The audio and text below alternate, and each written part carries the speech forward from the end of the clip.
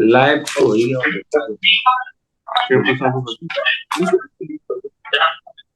Mute कर दो।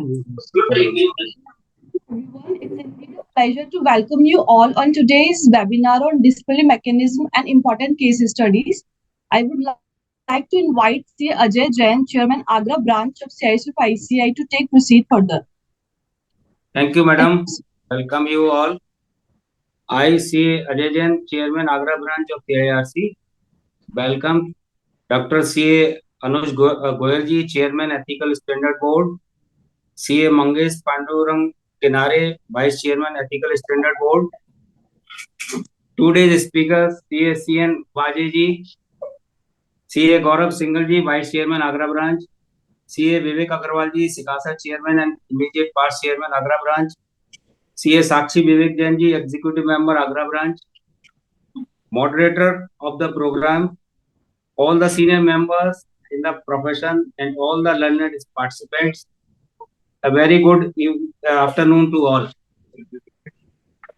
Today's program's objective is, the objective of today's webinar is on the topic of disciplinary mechanism, an important case study to be provided to the participants with an inclusive and exclusive understanding of disciplinary procedures within various contexts. Through exploring a significant case study, participants will gain valuable understanding of the practical application of the disciplinary mechanism, learning how to effectively sail through complex situations. We can utilize the vast knowledge from our guest speaker to implement best practices so that situation of misconduct can be avoided. The overall objective is to equip participants with the necessary tools to manage disciplinary issues with consistency, fairness, and following legal provisions and guidelines issued by the organization. By delving into real-world examples, the program aims to enhance participants' ability to address disciplinary challenges confidently and professionally. Now I request CA Vivek Agarwal ji, Sikasa Chairman and immediate past Chairman Agra branch, to read profile of CN Vaje ji, today's speaker on the topic. Thank you. Thank you, Ajay sir. Good afternoon, everyone. Anuj sir, namaskar. Namaskar. It's my privilege to introduce our speaker from Mumbai, CA Chandra Sekhar Narayan Vaje sir, to the august audience. Sir is qualified chartered accountant and also a company secretary and a law graduate. Sir is a practicing chartered accountant since 1980 for more than 40 years. Sir has delivered lectures and written articles on taxation, banking, allied subjects, also on the code of ethics of chartered accountants. Sir has also delivered lectures and written articles on Ramayana, Mahabharata, Bhagavad Gita, and many other social subjects. He has also anchored musical and other cultural programs. Sir is actively connected with arts and literature. He has directed plays in Sanskrit language and also worked for promotion of Sanskrit language. He is the president of Maharashtra Seva Sangh, Mulan, a 86-year-old reputed organization. He is the president of Sanskrit Bharati, Konark region. He is the director of Jan Kalyan Sahkari Bank Limited. He has held many responsible positions in many organizations. He is the recipient of Yog Mitra Award from Yog Vidya Niketan, Vashi, Navi Mumbai, and he is the recipient of Best Social Worker Award from Senior Citizens Association, Mulan. And he is also the recipient of Jal Dastur Award for the Best Feature in BCA Journal. And recently, in February 2024, he has been awarded for the contribution to the promotion of Sanatan Dharma values given by Siddh Sri Kalika Dham Peeth Mathura. We are really honored to have you, sir, with us.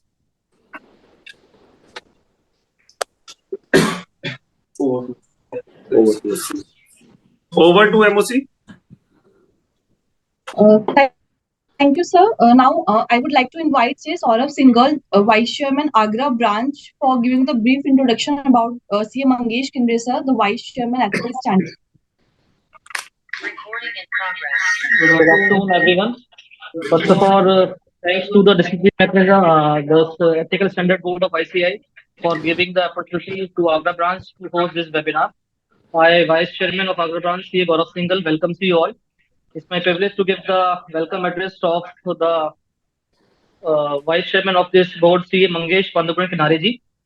C. Mangesh ji is a fellow member of ICI and is also a qualified post qualification course in Information System Audit, DISA ICI, a prolific speaker on ICI and other forums on various topics from ICI, Code of Ethics, GST, Bank Audit, economy-related subjects like Atmanirbhar Bharat, Union Budget, etc. He has also written many articles in newspaper and appeared in the television channels as expert on Union Budget and GST. He is socially very active on various forums. He is serving this term in Central Council at the second time. In the current council, he is the chairman of Professional Development Committee and vice chairman of Ethical Standard Boards of ICI. He also chaired the Ethical Standard Boards in 2021-22. He is also a member of various committees of ICI and Disciplinary Committee of ICI. He was also member of Central Council of the ICI of the term 2016 to 19. Significant positions he has held in ICI committees during this tenure. He is a member of the bench of Disciplinary Committee of ICI, a quasi-judicial authority for 2 years. He is also chairman of Committee of Management Accounting, also member of Examination Committee, Standing Committee. He is also vice chairman of Board of Studies. He has a vast experience of 30 years in the field of audit, GST, and business consultancy. With that, I welcome sir and all of the guests present over here and the speakers of the session. With that, I hand over the mic for the Sakshi Vivek Jain for the next proceedings. Thank you.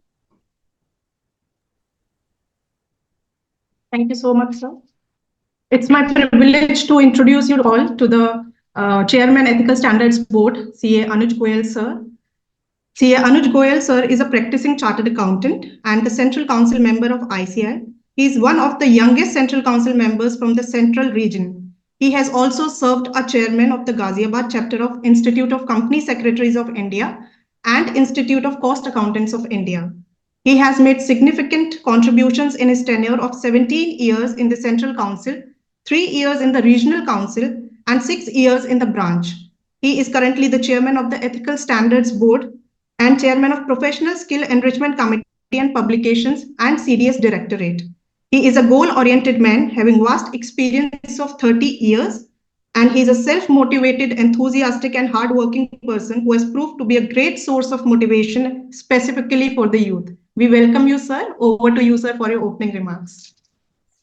Thank you very much, CA Sakshi Vivek Jain, ma'am, our honorable leader of the profession from the cultural capital of the country, Agra. And I'm really very happy that we are having this very, very important webinar on a very, very important topic for the profession, disciplinary mechanism and important case studies. I welcome our honorable guest speaker, very, very prominent resource person. He is contributing a great way in Ethical Standard Board. C.H. Sekhar Rajesh from financial capital of the country, Mumbai.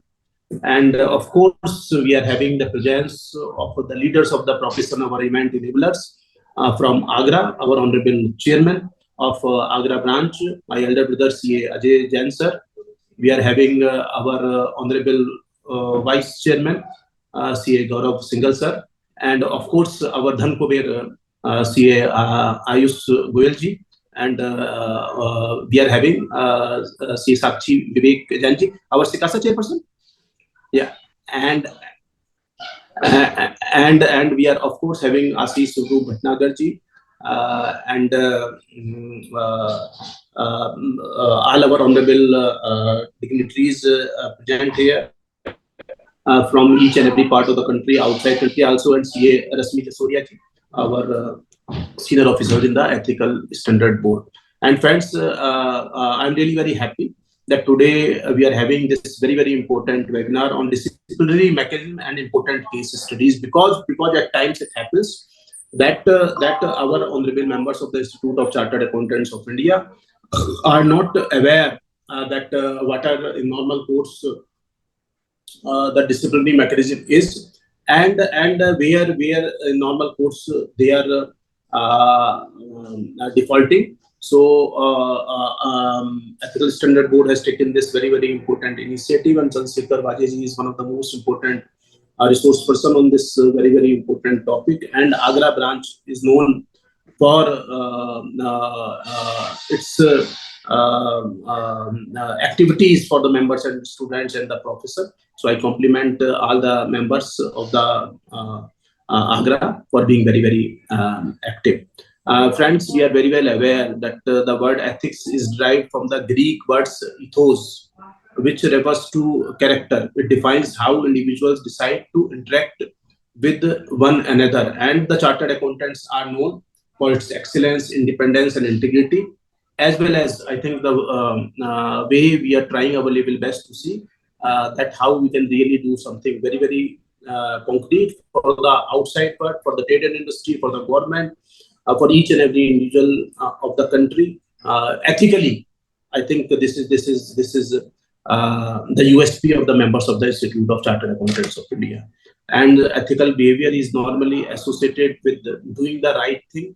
And for chartered accountants, it is important to being ethical and the role being performed, exercising due care towards stakeholders and acting to uphold the public interest. And when we have passed the toughest examination of the world, there is no second thought that whatever contribution we are making, we are supposed to see that how we can do the things in a very, very ethical manner. And friends, the self-discipline is necessary to earn respect in the society as imposed by the institute through its codes on its members. We are very well aware that we are having very, very important publication code of ethics. We are revising it also, and we are trying our level best to see that how we can open up the profession for the members through Ethical Standard Board itself.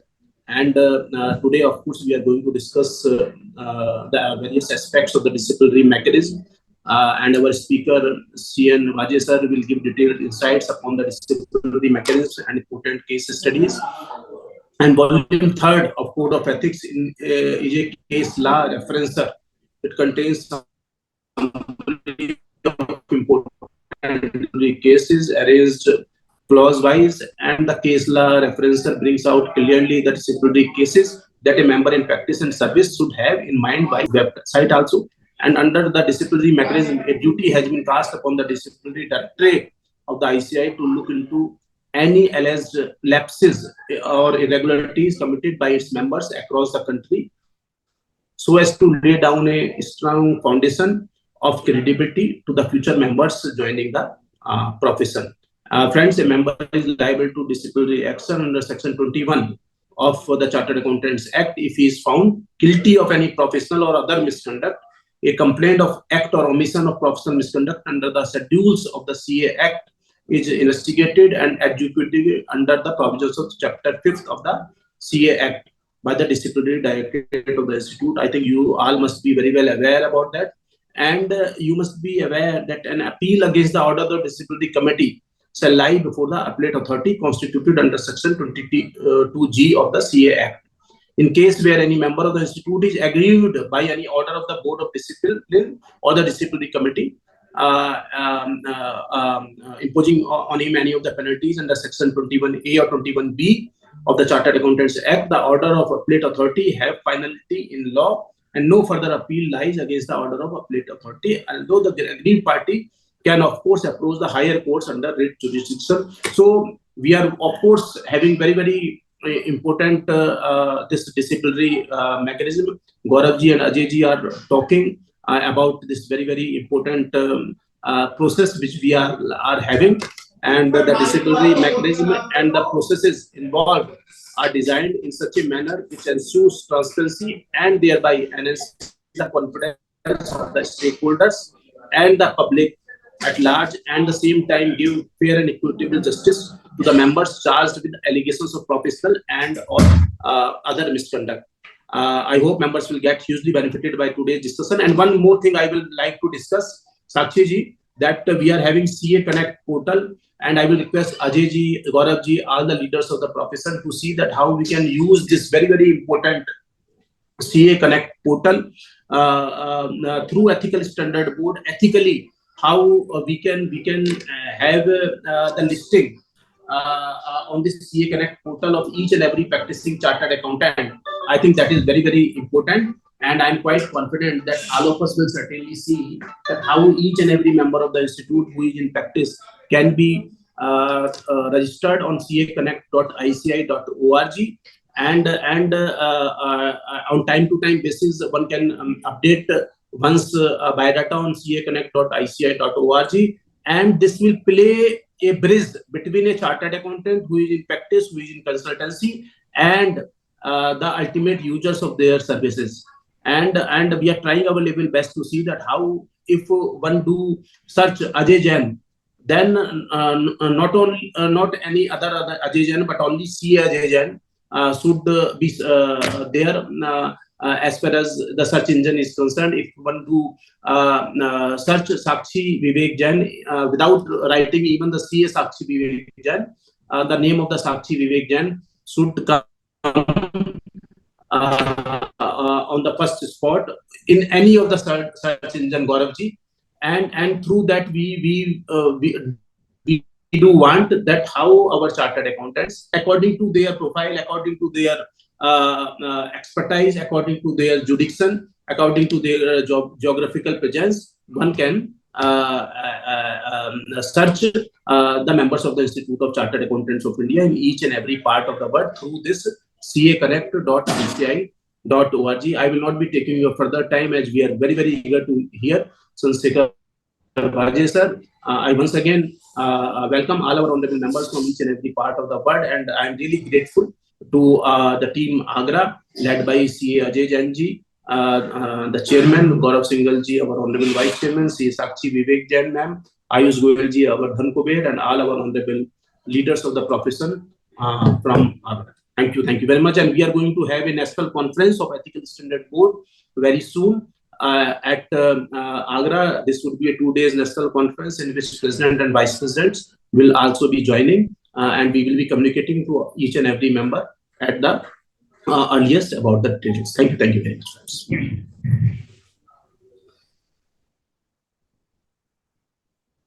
much. Thank you so much, sir, for your kind words of wisdom. Now I would like to invite CN Bhaje, sir, the speaker for today's program, for his address. Thank you, sir. Yes. Namaskar and good afternoon to all of you. Dr. Anuj Goyal ji, the Honorable Chairman of Ethical Standards Board, my friend Mangesh Kinare, the Vice Chairman, of course, Anuj ji is also my friend.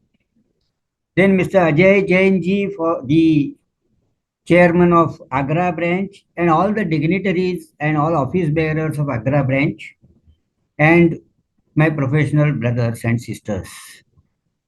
Well, this topic, Code of Ethics, is gaining more and more importance in these days, especially in last 5 to 6 years, because our profession is becoming very, very vulnerable to attacks from various directions.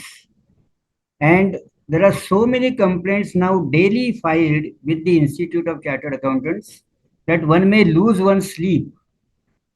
Initially, our chartered accountants used to take this very lightly, very casually, but henceforth they can ill afford to do that.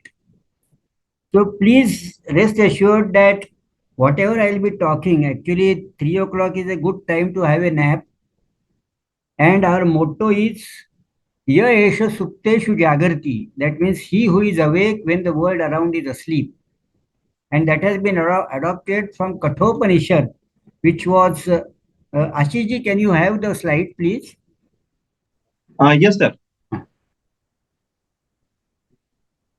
So basically, this was recommended to us by none other than Maharshi Aurobindo, and which is adopted from Kathopanishad, and it is our moral duty to remain ourselves awake so that we can also render good and effective service which is expected from our profession. After this Ya Esha Sukteshu Jagarti, let me make some introductory remarks. Friends, so far I had an occasion to handle about 400 disciplinary matters. And I assure you that I'll be sharing with you the live experiences of all those cases. I'll talk less of theory and more of practice, more of practical examples, and therefore I'll try to make this presentation as lively and as interesting as possible. Therefore, please stay connected. Well, this ethics, as Anuji also mentioned, that it is a set of rules, it is a set of moral values. And these ethics have been there. Next slide, please. Let me also make a caveat that actually I don't stick much to the slides because the stories, you can have next slide, please. Basically, I share the experiences of my cases that I have handled, and the theoretical part also will come in the course of my telling you the actual cases, and that will be incidental. The principles will be arising out of the cases that I will be sharing with you. So there are two aspects of this topic. One is disciplinary mechanism and the other is case studies. But they are interwoven, they will go hand in hand. Friends, the first and foremost thing I always caution all my professional brothers and sisters is that when you are practicing and when you are signing any document, please totally eliminate the concept of good faith from your mind. Please don't do anything in good faith. If you do anything in good faith, you are sure to invite trouble for yourself. Don't trust, as far as your signing of documents is concerned, don't trust your partner, don't trust your colleagues, don't trust your articles, staff, client, no one, not even your spouse. And I'll give you an example. The first case which I always share in my presentation is that husband and wife both were chartered accountants, both were practicing independently. There was no partnership between the two.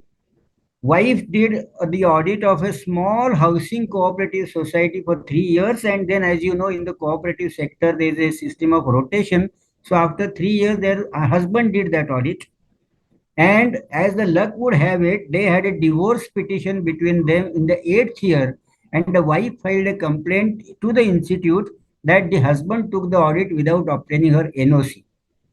Therefore, please remember that in this Kali Yuga, no relation is permanent. No relationships are permanent. Many chartered accountants keep on boasting.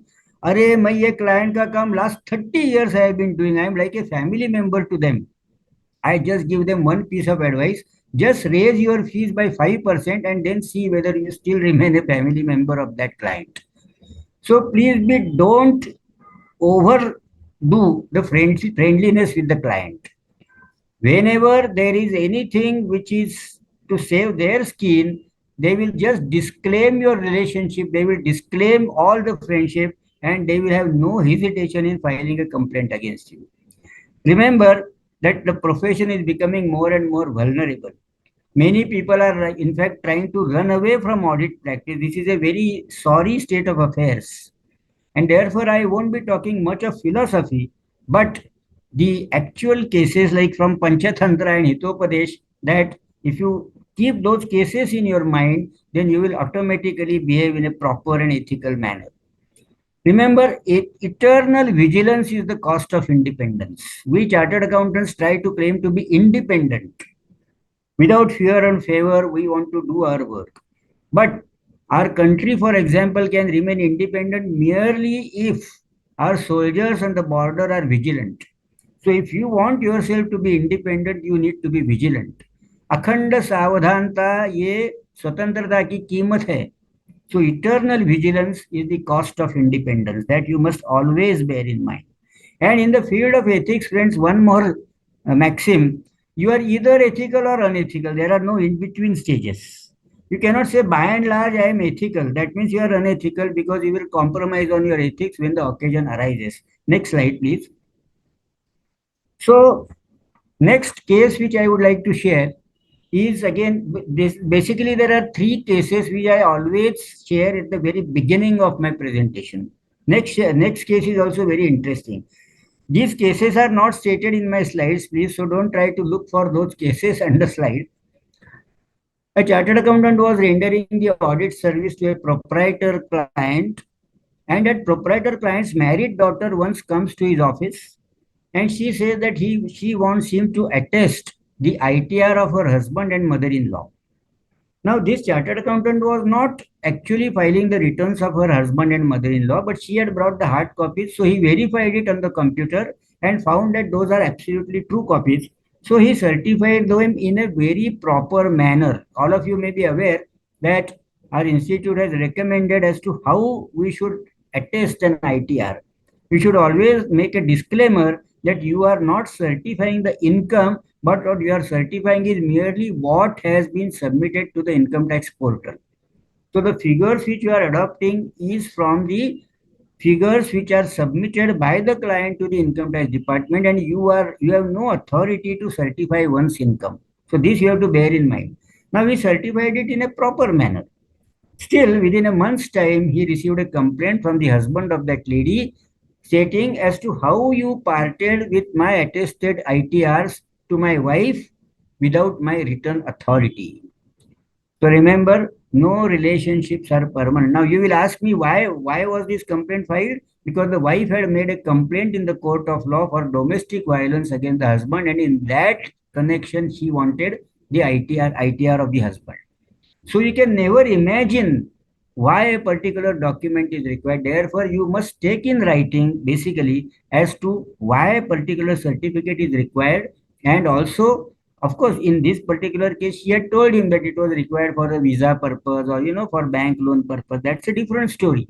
But basically, that is why our institute has prescribed KYC standards also. Whosoever comes to you, you must have his KYC details. Of course, these cases like domestic violence, you will not come to know. But remember that many chartered accountants keep on complaining as to why this burden is only there on us, which is thrust on only CA profession. All other professions behave in whatever way they like. There are hardly any scruples. Fortunately or unfortunately, the code of ethics of chartered accountancy is being enforced very, very strictly. And nowadays, it is becoming more and more rampant for the people to file complaints against the chartered, because chartered accountancy is a very soft target. We are not united enough. That is why our collective strength is never felt by the society. And chartered accountants, basically the plight of chartered accountancy profession is that in economics, we had learned a concept of difference between need and want. People need audit, society needs the audit, but they don't want the audit. We need to study, but we don't want to study. We need to do exercise, but we don't want to do the exercise. So that's the difference between need and want. And unfortunately, CA profession is not considered as indispensable by the people. They say that it doesn't make any value addition to them. So this question was put before Swami Vivekananda that why, when the world is behaving in the whatever manner it likes, then we will follow. When let the world start behaving properly, then only we chartered accountants will follow. Then Swamiji answered that it is like saying that standing on one bank of the river and saying that I will cross the river only after the entire water flows away. Remember, friends, chartered accountants are intellectual leaders of the society. One of the toughest courses in the country is chartered accountancy course. It is very rare and it's a very great privilege that one has passed the CA course. Remember that you cannot be so followers. The ethical standards are to be set by us. Unfortunate part is that the ethics were always there in our country, but nowadays they are being enforced, or rather they are being thrust on us by the Western countries. It's really an irony, I would say. And the society's expectation from the code of ethics is also that the people from society keep on complaining that our institute is very lenient. They take long time in processing the complaint. The punishments awarded are also very mild. So this is the perception of the people. And then outsiders' perception is that the code of ethics should be enforced very strictly. Next slide, please. Now, so this is the need for code of ethics because we have to ensure the credibility of the profession. Remember, our signature commands value. No other profession has that much strength, and which the Honorable Prime Minister also had spoken on the historic day of the CA Day, that CA's signatures on the document, especially financial documents, it should be a hallmark of quality. And when we compromise, see, remember, we are the financial police. So we can't remain just like, very casually taking this responsibility. Now, what is the source of code of ethics? Source of code of ethics is that basically it was enshrined in our old principles. Like in Taittiriya Upanishad, when people, the sages in those days, they used to give the send off to the students. They used to give them three messages, which, according to me, is the foundation of our code of ethics. First word was Satyam Vada. That Satyam is not Satyam Corporation, but Satyam Vada means speak the truth.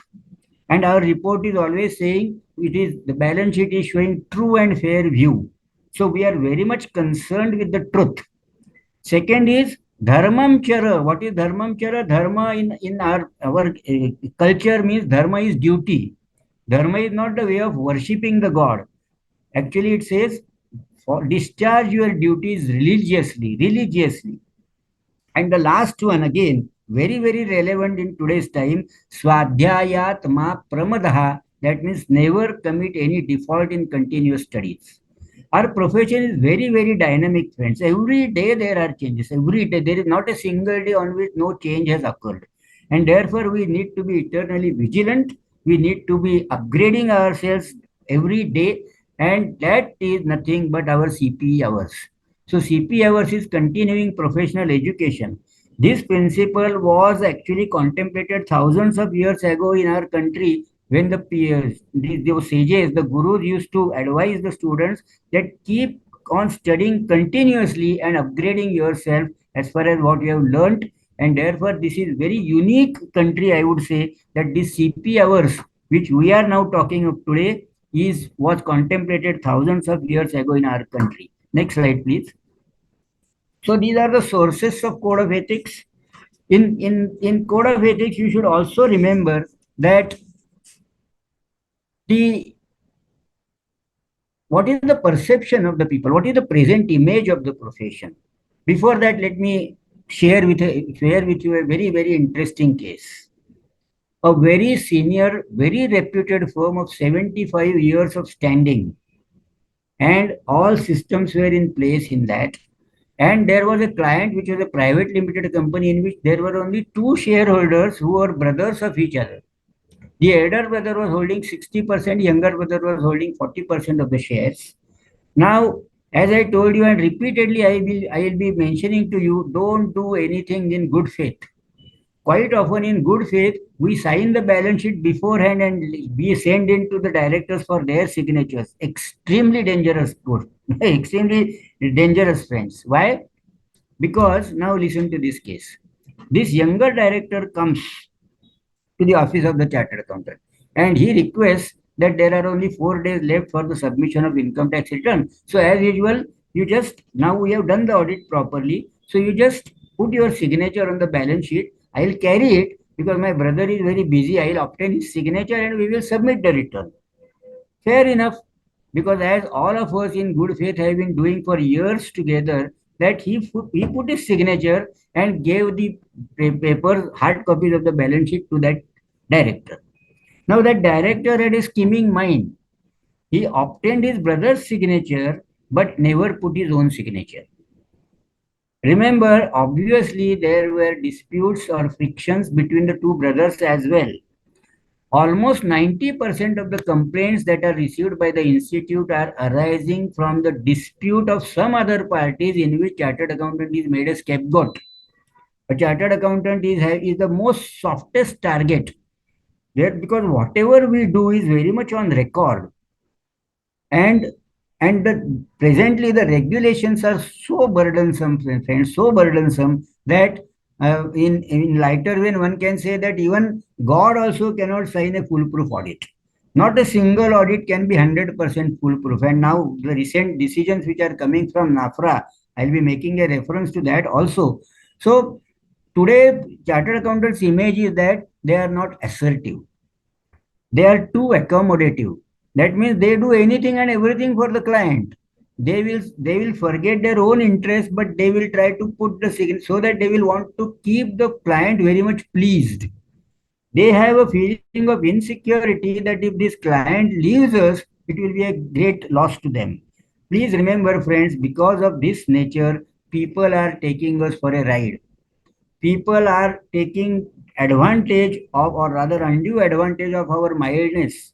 We are essentially submissive people. We try to help others.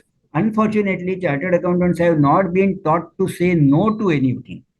So, in fact, the present image is that chartered accountants are the persons who manage everything. And that is a very dangerous sign.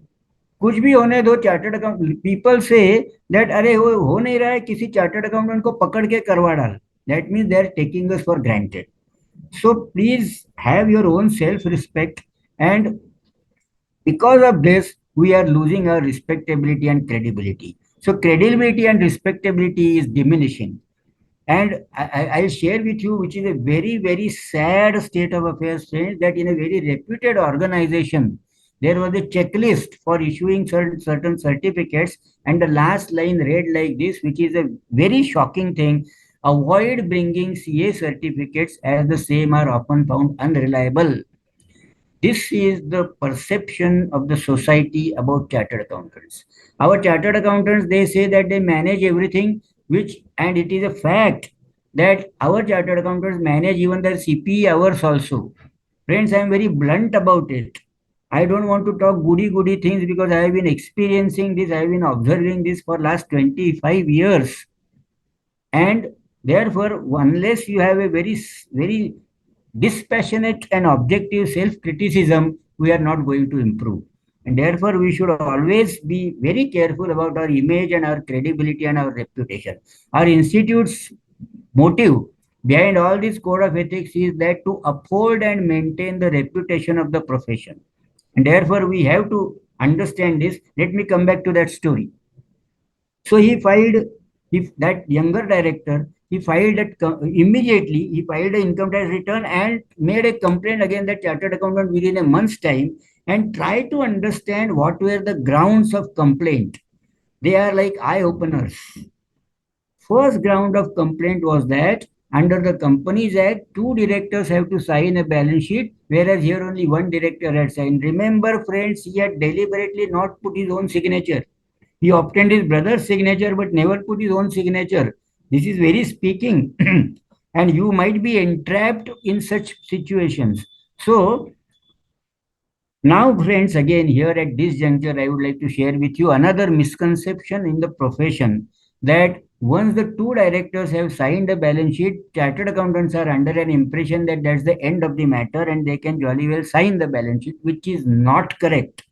Under the Companies Act, the first and foremost requirement, the precondition is that the approval of accounts in the board meeting. So there has to be a board resolution to approve the accounts, and in that board meeting, the board authorizes two or three of them to sign on behalf of the company. Remember this. So it is not that merely two directors' signature suffices. It is basically we must insist. And friends, actually, in reality, we do render so much of service to the chartered accountant. Practically everything we only prepare. You are all aware. अरे नहीं slide नहीं बदलना था. You get the previous one only. Hello, I have the previous slide only. Ashish ji, हाँ. Next one. Next. हाँ, yes. So, basically, there are lack of communication skills. We are not proactive. There, and we have undue obsession with the income tax considerations rather than the audit principles. So now let me continue this story because it is really an eye-opener. So remember that what you should insist on the board's resolution approving the accounts. Then signatures of the directors is secondary. In this particular case, so we must every time and every year obtain a certificate from the company that these accounts were approved in the board meeting held on such and such date. That is more important. Then the director's signature comes after that. It follows that resolution. And friends, here one must also keep in mind that this particular documentation In the first and foremost thing that they ask in your any disciplinary complaint is that where are your working papers? If there are no working papers, that means you have not done the work. The work should not only be done, but it should be seen that it is done. That is the most important maxim.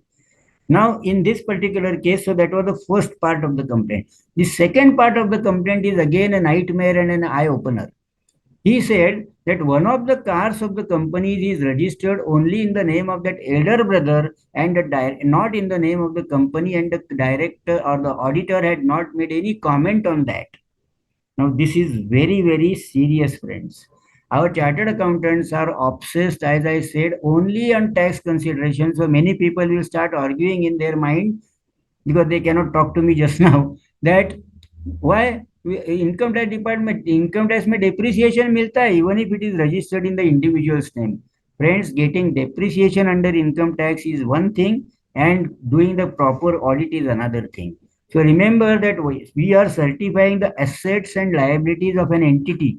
So it is our basic duty to ensure that the asset really stands in the name of that entity. And we are having lacking communication skills, as I mentioned to you. So remember, now next slide, that work should not only be done, but it should be seen that it is done.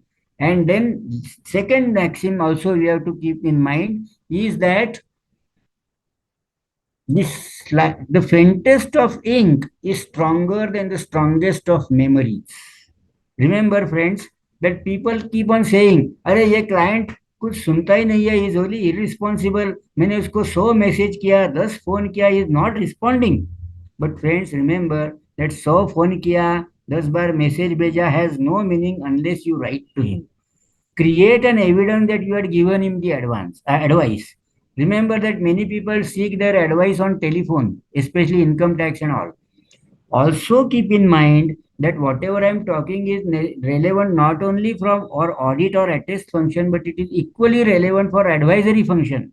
So don't be under a sweet impression that मैं advisory में कोई मेरे को good faith या मेरे को कोई ethics का problem नहीं है. Please don't have that notion.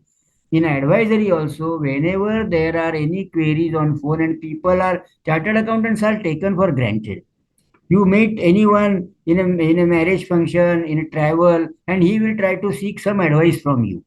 Remember that while giving advice, especially when you are giving in writing, insist that the query comes to you in writing. Whatever are the facts which you counter question him, that, for example, there is a capital gain case. Then when was the asset acquired? What was the cost? All those things. When was the inheritance done? All these things, your counter query, that is your working paper. So that also should be brought on record.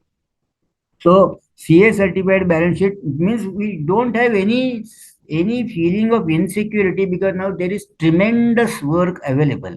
Next slide, please.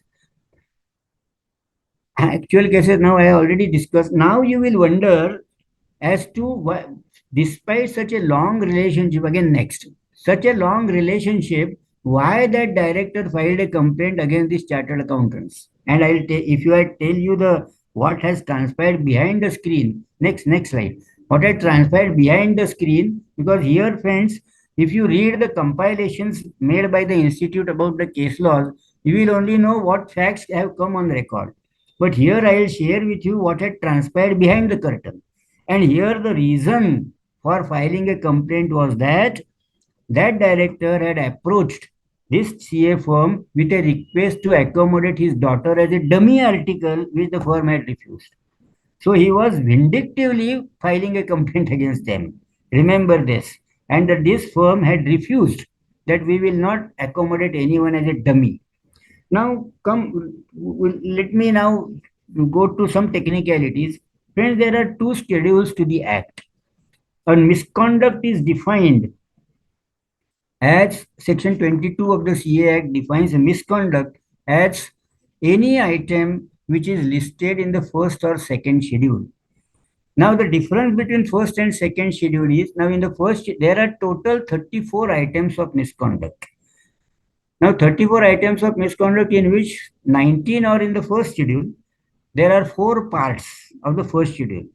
first schedule offenses or items are considered normally of lesser gravity, lesser seriousness. Therefore, the punishments prescribed are also a little milder.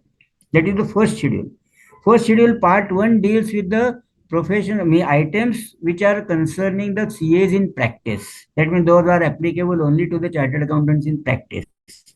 Then those are items of misconduct in part 2 where they are applicable to the generally to all members. So to the members. Thirdly, the one which is applicable to the employees. Rather, the part 2 is the members in employment. Actually, two words have been missed out there. Members in employment. Part 2 is misconduct in relation to members in employment. Part 3 is generally they apply, that means be it in practice or be it in service. And the last one is other misconduct. Section 22 says that any item in the first or second schedule and other misconduct. Other misconduct is a very wide term. Other misconduct means basically the one which brings disrepute to the profession, which is unbecoming of behavior, which is unbecoming of a professional. Here there are even dowry cases, friends. Now, recently there was a decision of the High Court that whether the code of ethics applies to a chartered accountant only when he is acting in his capacity as a chartered accountant, or it applies to him in anywhere and everywhere he goes in whatever capacity. For example, if a chartered accountant misbehaves with a female, now whether it is relevant to see that he did it in his office or in his colleague's office, in another chartered accountant's office, or when he was in a CA conference or in his client's office, where his presence was there because of his position as a chartered accountant, or whether the code applies to anywhere and everywhere he goes, like he is given on a holiday tour or he is attending some private function, whether the code of ethics applies to a chartered accountant anywhere and everywhere, and the High Court said yes, it applies wherever he goes. Because, friends, how the press reports it? Press reports it as chartered accountant held for bribery, chartered accountant held for masterminding a scam. Remember, other professions are united. Unfortunately, one very lawyer friend of mine is sitting here, but the lawyers are very particular about this and they are very aggressive. So the press does not dare, they dare not write any such thing in respect of advocates because they are very united. They are very aggressive. Chartered accountants are very submissive. They are not united. I always say jokingly that even rickshawalas and bajiwalas are more organized and united than us. Because in chartered accountancy, there is no unity and therefore there is no collective strength at all. So please remember this. Now, other misconduct is sought to be codified in this. There are two items. First schedule, there are two items. One is that if a chartered accountant is held guilty, that means he is convicted under any other law by a competent authority or by a competent court, then that is a misconduct in itself. So that is one. And secondly, any other item that brings disrepute to the profession. So these two items is nothing but the concept of other misconduct, which is codified now. Now, second schedule, which is of more gravity, which is more serious. There are items, there are 15 items, and there are only 3 parts. One is applicable to those CAs in practice. Here, friends, the basic difference broadly between first schedule and second schedule is that first schedule offenses are those usually which are within the profession. That means outsider is not affected. Take the example of not taking NOC. Now here who is affected is our professional brother. Outsider is really not concerned with that. Or doing something or your own appointment, whether it is validly done under Companies Act, or doing any other business or profession without permission from the institute. Now outsider is strictly not concerned, although he can file a complaint. Because remember that our proceedings are considered as quasi-criminal proceedings. Therefore, anybody can complain. The locus standi is not at all relevant. That is another dangerous thing. So, first part of second schedule is CAs in practice. The second part is CAs in general. That means be it employment or in practice. And the last one is residuary cases. That means residuary cases in the sense other misconduct. Now the difference between the other misconduct in first schedule and other misconduct in second schedule is that if you are held guilty and if you are convicted under any other law, and if the punishment prescribed for that offense is imprisonment of less than 6 months, then it falls in first schedule because those will be relatively lesser gravity offenses. But if the punishment prescribed in respect of that law or under the IPC is more than 6 months imprisonment, then it falls in second schedule because then naturally it is considered as of more gravity, more seriousness. Next slide, please.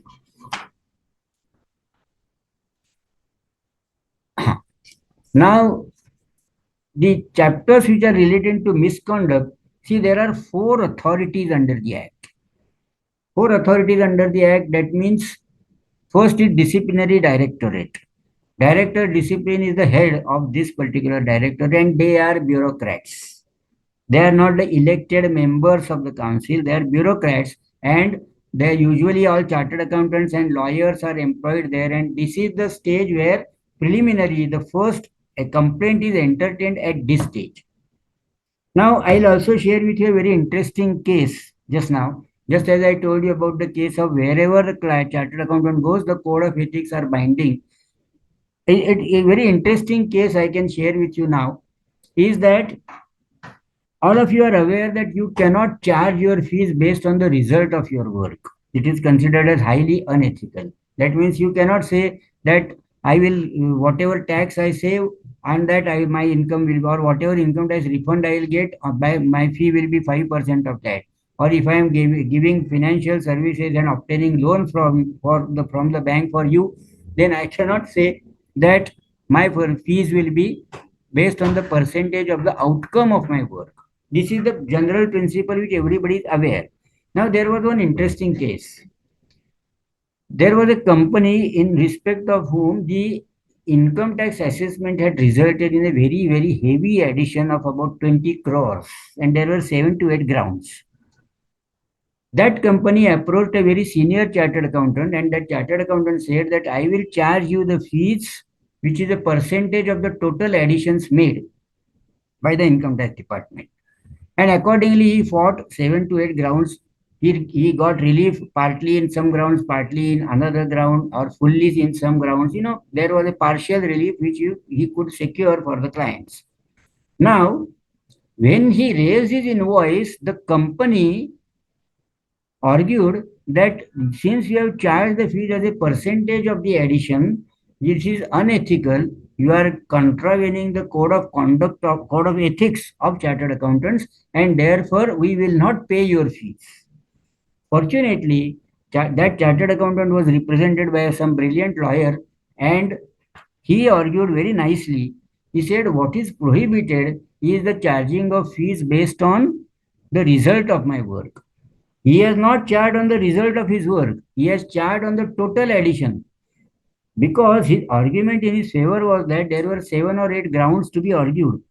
You may not get that same degree of result or success in each and every ground, but he had to do his inputs in all 7 or 8.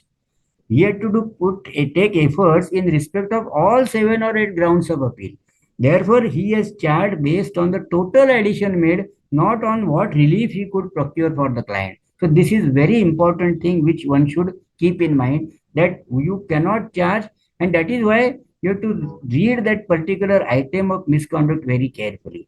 So director discipline is the first authority, they first receive the complaint. Now, second is Board of Discipline. Board of Discipline consists of 3 members.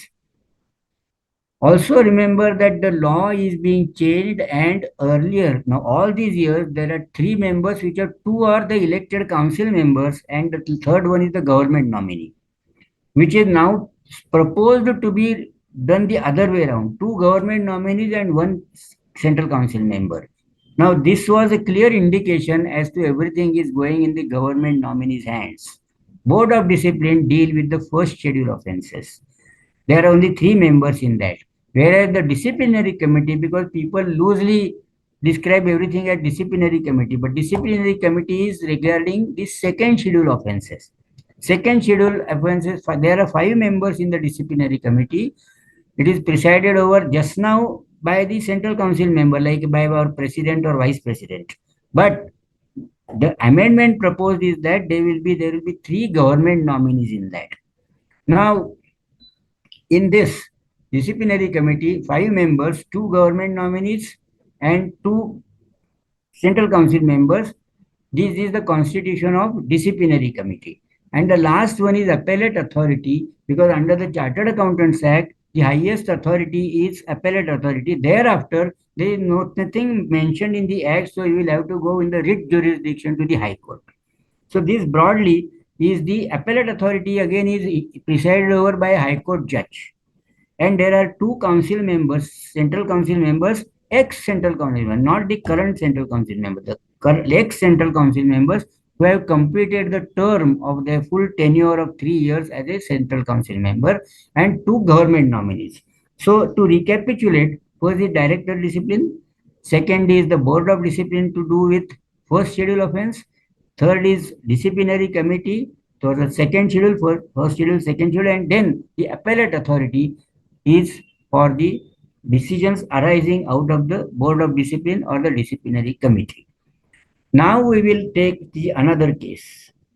Friends, the normal law is that because we chartered accountants are more always obsessed with the time barring. Now time barring, तो therefore अपना एक लगता है कि ये 7 साल हो गए, टाइम बैरिंग हो गया तो अभी जान छूट गई. No, this is not the case, friends. In fact, recently, I think only today, one NAFRA case has been reported that one particular firm pointed out a lot of discrepancies in the audit on accounts of a particular company, and those things were continuing for many years, even in respect to the previous auditor. And that previous auditor's lapses are exposed by the current auditors. And therefore, NAFRA has taken up that suo motu, and the previous auditor is also being punished. That means please don't be under a sweet impression that आपने जो कुछ काम किया, जो गलती की है, that you are escaped forever. No, because now let me share with you a very interesting case as far as time barring is concerned. Normally, the law says that the Institute of Chartered Accountants or the Disciplinary Directorate may refuse to entertain a particular complaint after a period of 7 years from the date of the occurrence of the event complained against. What is the date of occurrence of the event complained against? The date of signing of balance sheet. That means you sign a balance sheet on a particular date. For example, I sign in September. For the financial year ended March 24, I sign in September. Then from that date onwards, 7 years. But there is a rider to that. It is not a blanket time barring. It says that he may refuse to entertain a complaint if he is satisfied that the production of evidence is very difficult or it is otherwise impossible to complete the proceedings. And I'll give you a very interesting example. There was a lady who had prepared a will. She died after 12 years after preparing the will. When the will was opened, the chartered accountant had signed it as a witness, but that lady testator had not signed at all. Now this again is because this is the effect of good faith. Good faith, that means what must have happened? The poor chartered accountant must have been sitting in his office. कोई client आए होंगे and sir, ये जरा ये sign करो ना, वो जो हमारी aunt है ना, she is in the hospital. So doctors have advised that उसका जरा will बना के रखे तो अच्छा है. That they will take advantage of your mildness and submissiveness. In good faith you sign, and they will say, "Bas, we are going to the hospital. We will get back that signature to you." It never happens, friends. Every year we also find that the balance sheets we sign, send it to the director's signature, and we never keep track as to whether it really comes back or not. So next year when we start opening the audit file, that time we realize that last year का balance sheet आया ही नहीं है इधर. So remember that this is extremely important. Another thing is that while you are doing the work, you can never imagine as to how and in what context that there will be a complaint against you. I will share with you another. I hope time is still there. Huh? Now you can go to the next slide, please. Huh. Now important pronouncements are there, like basically the chartered. There are 3 volumes of Code of Ethics published by our institute. Remember that in all other professions and in all other common parlors, people say code of conduct. Whereas ours is the only profession we say code of ethics. What is the difference? Many of even our representatives also do not know what is the difference between code of conduct and code of ethics. Remember, conduct is a very generic term. Conduct may be good conduct or bad conduct. Whereas ethics essentially denotes something positive. There is no such thing as good ethics and bad ethics. Either there are ethics or there is absence of ethics. This is the demarcating. That is why in the year 2000, our council took a conscious decision to rename it as Code of Ethics and not Code of Conduct. Now, important pronouncement, see, there are 3 volumes published.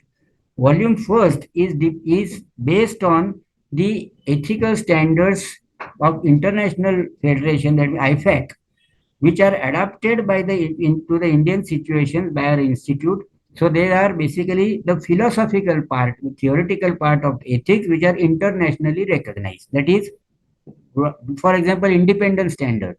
We have to ensure that we are independent. And our audit report also, now the heading is Independent Auditor's Report. So this is very important. That is one. Volume 2 is our regular, the statutory part, that means Chartered Accountancy Act, rules, regulation, guidelines, notifications, all those are covered in part 2 or volume 2. And volume 3 is the case laws or the precedents.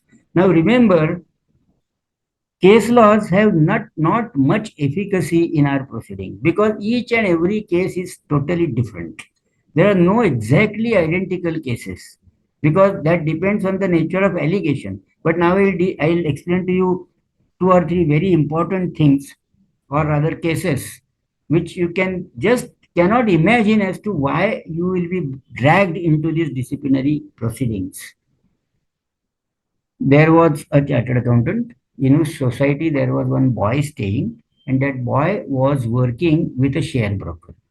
Now that boy was, after this chartered accountant, sir, uncle, वो आप हमारे broker का sub brokership why don't you take? He said, Baba Ray, I don't, it is not permitted for me. When I am practicing, I cannot do any other thing.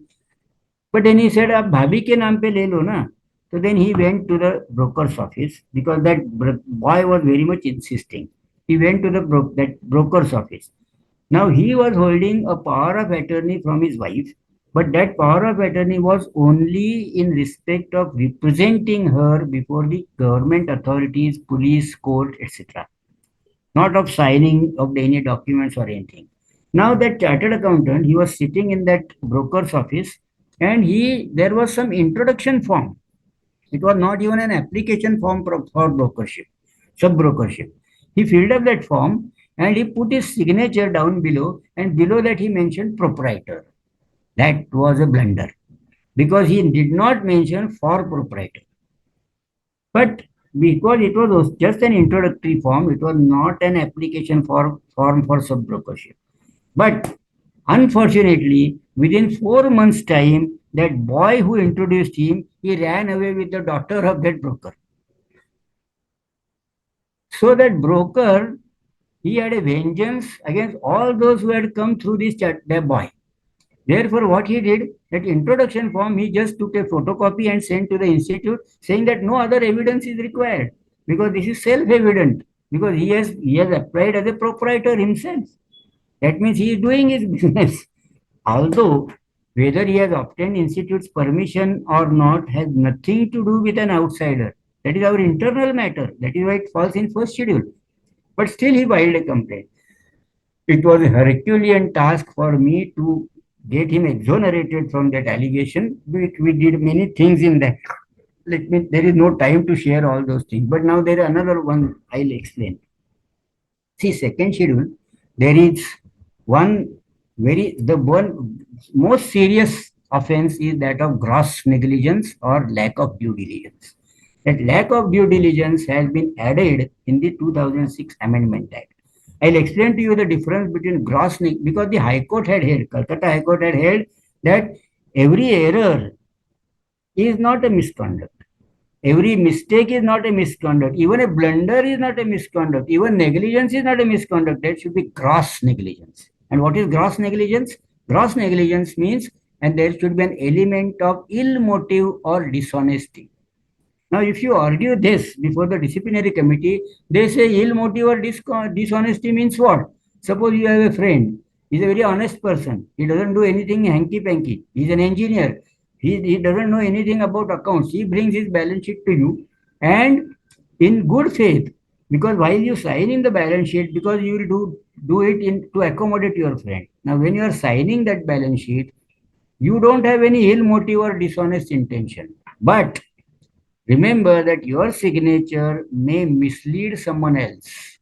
And therefore, the very fact that you are putting a signature, therefore, signing without verification is itself an offense. Remember, it should be a hallmark of credibility. Your signature should command value.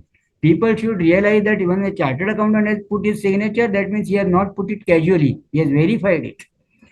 See, friends, another important thing. There should be what is called as professional skepticism. Most important principle. Professional skepticism does not mean that you suspect everything, you trust but verify. Now, for example, a very large company having its office at Ahmedabad, for example, and 10,000 crores turnover, and the closing stocks are 500, 600 crores.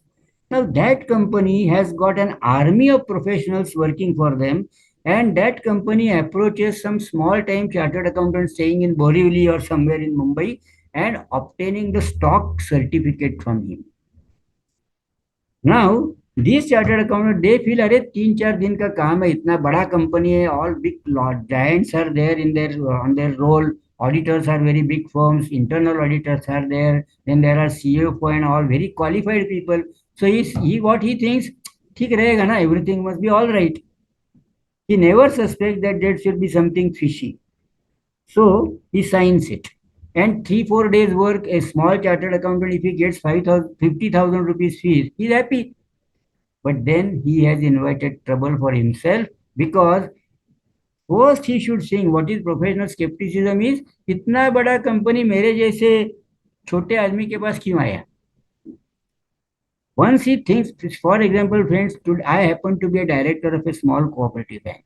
Now, when a large corporate approaches us for a loan of say 500 crores, our capacity limit is only say 100 crores. Then first and foremost thing that occurs to our mind is that इतना बड़ा corporate मेरे छोटी bank में क्यों आया?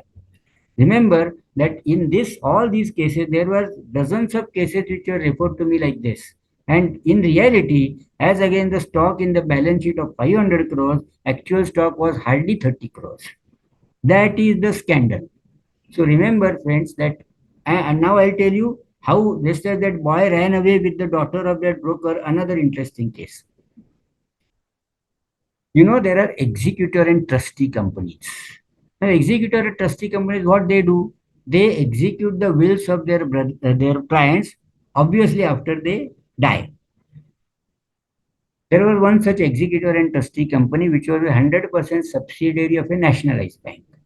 Now, this particular the case, which was made by a lady whose father's will was being executed by that company. Now, she was arguing with the managers of that company that the will should be interpreted in such a way. She was saying that it should be interpreted in this way so that she would have got larger property from the estate of her father. But the manager did not listen to her. So she informed to the director that your managers are not doing the job properly. Managers also did not bother about her grievance. Then what happened? Since she got the lesser property from the will, she wanted to teach a lesson to the directors, because the directors को उसने request किया था, फिर भी they did not intervene. Now she wanted to teach a lesson to them. So what she did, she approached another chartered accountant. And as I say, chartered accountants have no unity whatsoever. Clients always take undue advantage of this particular fact. So she engaged another chartered accountant to find out what are the flaws in the audit of that company, which had nothing to do with her grievance.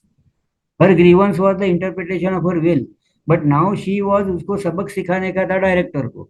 So that chartered accountant pointed out some technicalities. वो accounting standard ये follow नहीं हुआ, ये follow नहीं हुआ, जिसका उससे लेना देना कुछ नहीं था about her grievance. And he pointed out that this is therefore these are the flaws in the audit and accounts. So she filed a complaint to the registrar of companies that companies' accounts are not proper.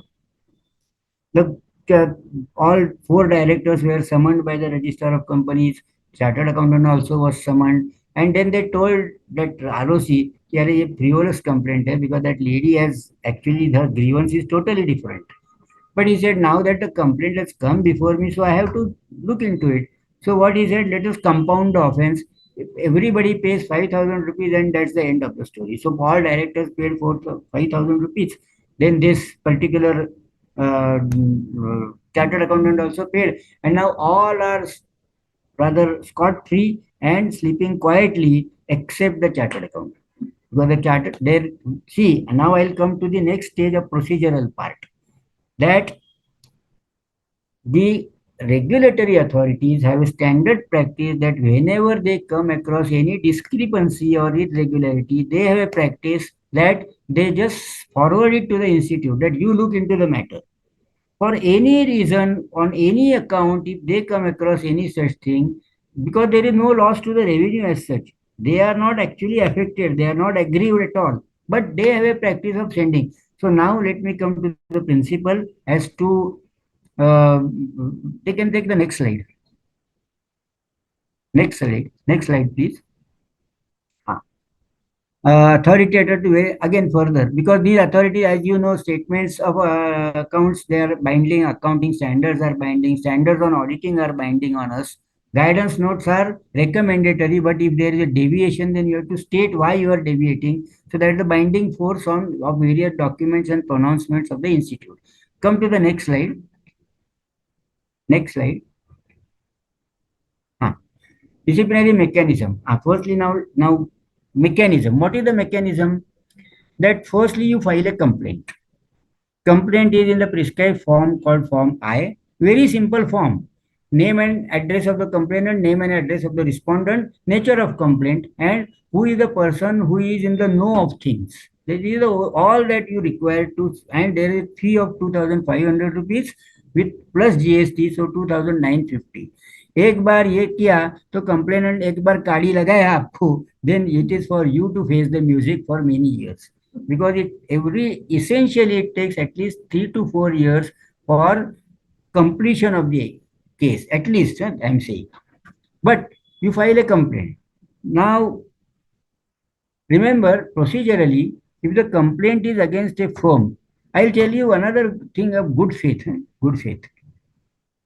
See, in that last scam, Satyam case, people tried to argue that the corporate was so well known, reputed in the world, and they had won the Golden Peacock Award for the good governance, Satyam Corporation. And they are showing the fixed deposit receipt of 10,000 crores. And the auditors asked, should we not trust them that such a reputed organization and they are showing the fixed deposit and they are showing us the fixed deposit receipt? Should we not trust them?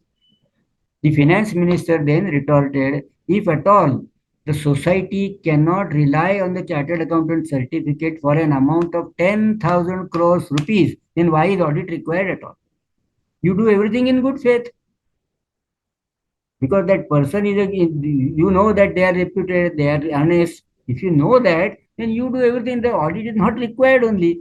So audit is professional skepticism. That means each and everything you trust but verify. This is the maxim. So first you file a complaint.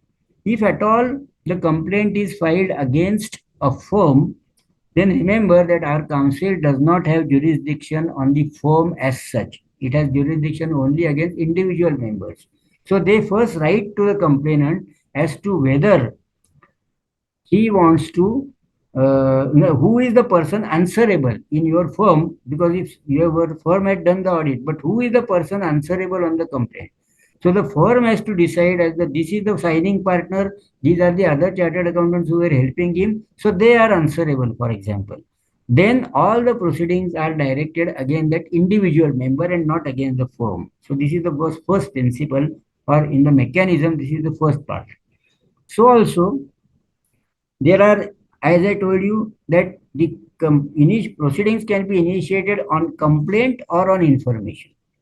Information means that ROC, just now in that case which I told you, that ROC is just forwarding all the papers to the institute.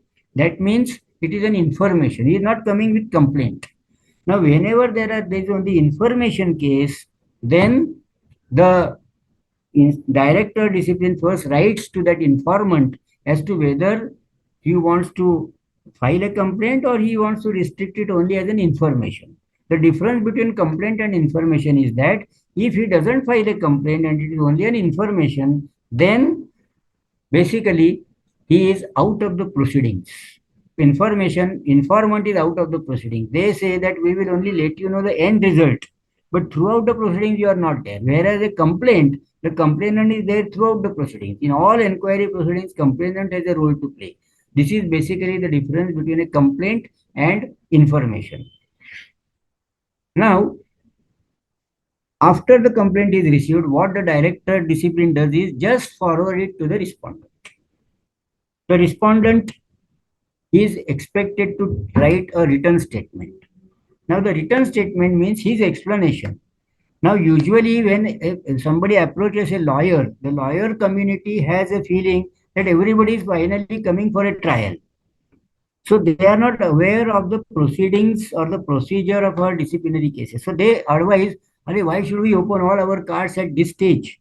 But remember, friends, you have to open all your cards at this first stage itself because you don't get a second opportunity. This is very, very important as far as the procedural part is concerned. So then your response, which is your written statement, is forwarded to the complainant for his rejoinder. And that rejoinder is not shared with you. Remember that the rejoinder is there with the institute, and what he has written, which is his reaction on your explanation, is not shared with you.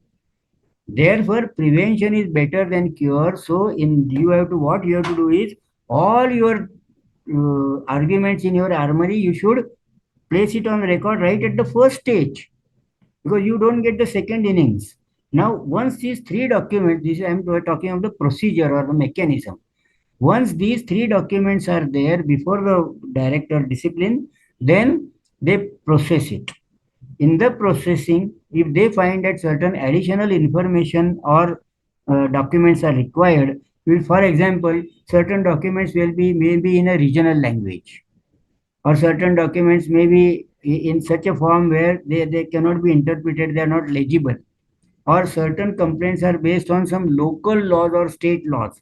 For example, the Maharashtra State Cooperative Societies Act or Maharashtra Public Trust Act. So the people at Delhi may not be conversant with the local laws or state laws. So they want the text or the provisions of those laws.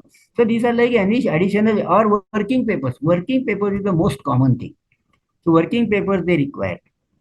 Once they get it, so they write either or both parties for certain further documents. After processing this, they arrive at what is called as prima facie opinion. What is prima facie opinion? Is that suppose there are 7 or 8 allegations, 7 or 8 charges. Then they study each and every charge, and the prima facie opinions, I must say to the credit of the director discipline, that it is very, very well drafted, comprehensive document. They deserve compliments for that. So they say that this particular allegation was there. What are the arguments from both sides? They narrate and they express their view. Now remember, friends, earlier we had a maxim which was protecting us, that auditor is only a watchdog and not a bloodhound. That means we are not investigating authorities. We are just doing the audits as to overall true and fair view. It is not an investigation. You cannot afford to do investigation within the limited time and the fees that you are getting. But nowadays, the thinking is changed. Now they expect you to be bloodhounds. Why?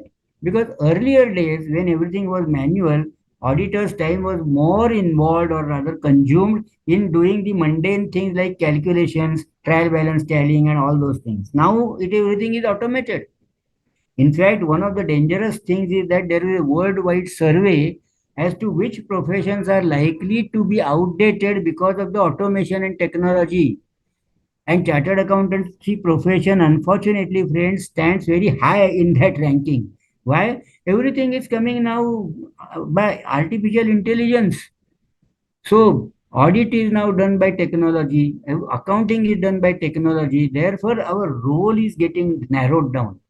Although we say that we have tremendous role, वगैरह वगैरह सब ठीक है, but for example, banks are getting merged, so entities are reduced. The GST audit is done away with. So there are many, but at the same time, there is no need to be negative. There is no need to be nervous about it. We have to find out our own avenues because ultimately we are the financial experts.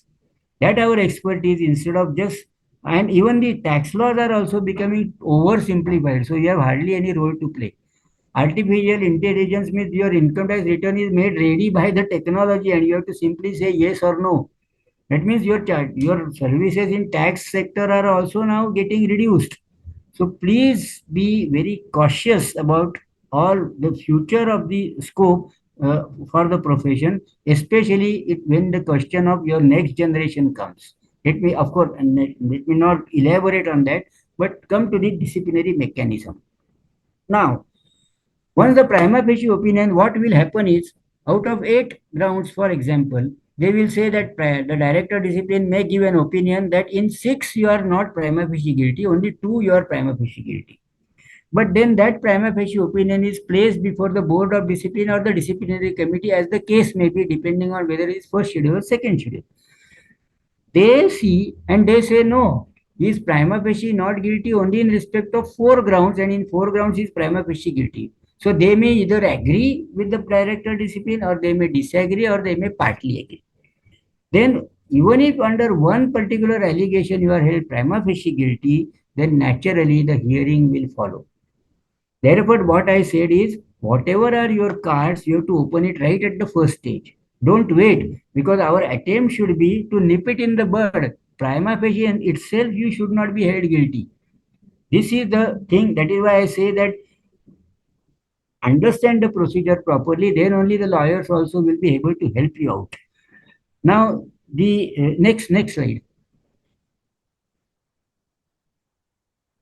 The authority now I have already discussed. So let us go further.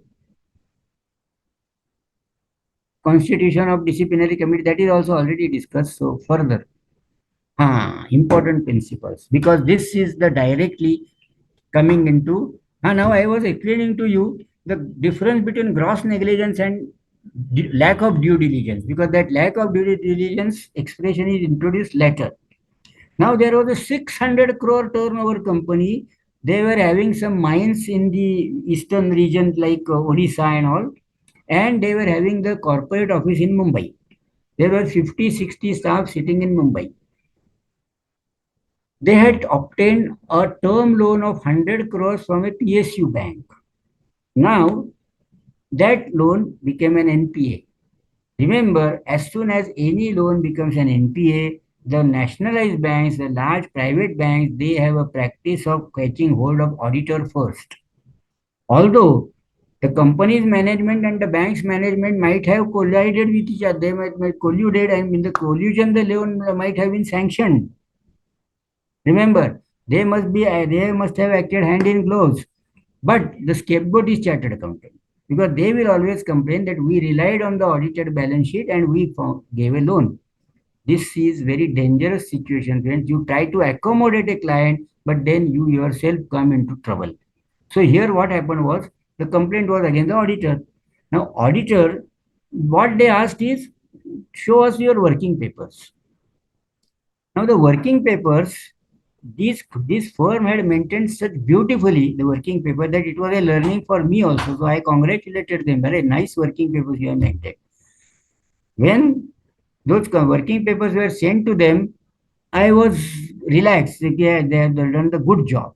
But after about 18 months time, these partners again approached me and they said, "Sir, they have asked us only 2 questions. Firstly, whether you had independently verified from the bank about their bank statement or the bank balance, whether you had independently returned to the bank. And second is whether you had returned to the debtors and creditors about the balances.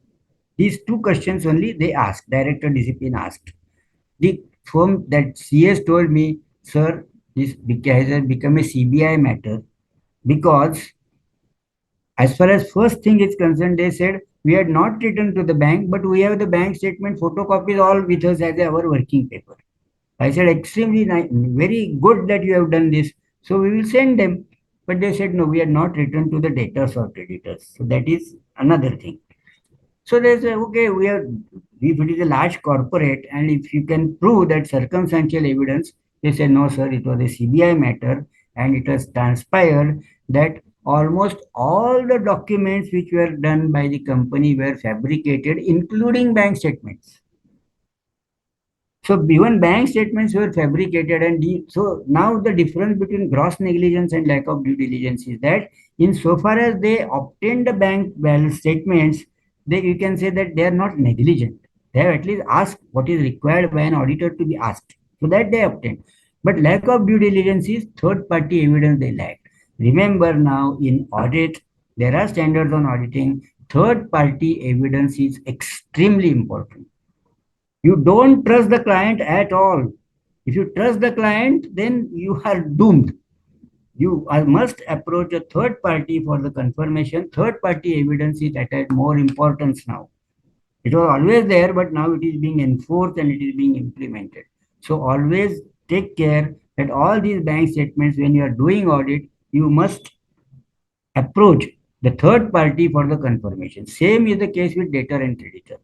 Because debtors and creditors, especially when what is professional skepticism again, if the performance of the company, the turnover and everything is suddenly rising, then it must give a signal to you, अरे इतना बड़ा ऐसा turnover, that means the circular within the group, they might be increasing the turnover.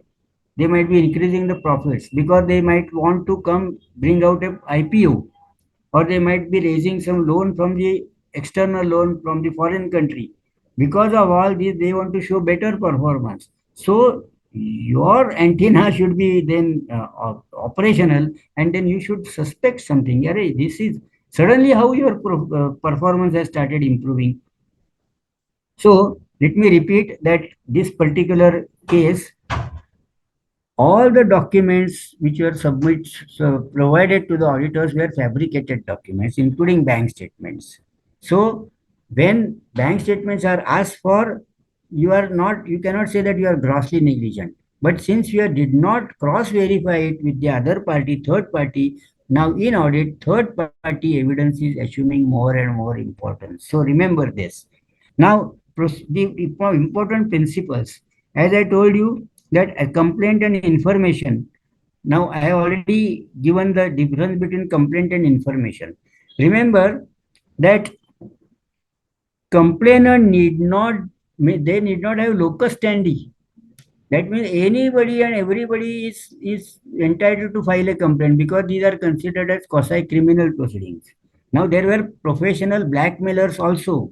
For example, they will just pick out a balance sheet and they will find out some loopholes in that, some discrepancies, and they can file a complaint. That person need not be a director, shareholder, employee, lender, regulator. No, he has no role whatsoever in that company. Still, he can file a complaint. So remember, this is very dangerous. Anybody can file a complaint. Another principle is that in all other forums, when you approach the authority or the court for justice, it is expected that you come out with clean hands.